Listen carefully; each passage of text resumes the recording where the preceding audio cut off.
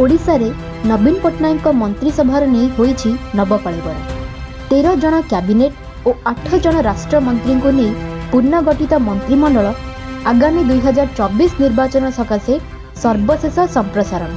मुख्यमंत्री भाव में पंचम पाळीर द्वितीय वर्ष पूर्ण बेलू सुचिंतित पदक्षेप नहीं जो विचार वृद्धि बल में नवीन बाबू यह करिसेंती ताहा समस्त चमकाई देछि। नवीन युक्त मंत्री मानकु नवीन बाबू देइचंती 6टी मंत्र।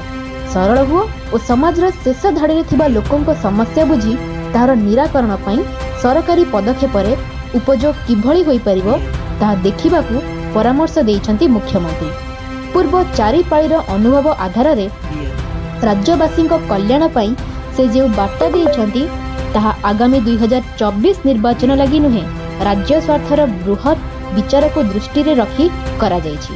मंत्रिमंडल रे नवीन 5 जन महिला को स्थान दे दृष्टांत सृष्टि करिसेंती। केवल सेतिकी नुहे सेमानंकु गुरुत्वपूर्ण विभाग देइचंती मध्य। पुरुषांक ठारू महिला माने केउ गुण रे उणा नुहंती सेही विचार रे परिचालित मुख्यमंत्री सारा देश पई पाल्टी जाइचंती उज्जवल दृष्टांत।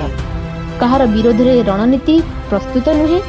प्रतिपक्ष बोली कुहा जाउथिबा कांग्रेस और बीजेपी को मूलपोच करने लक्ष्य रे आस्ति सूचक पदक्षेप राज्यवासी स्वार्थ रे नेबाकू नवीन बाबू आगामी निर्वाचन पई रोड मैप प्रस्तुत करछन्ति।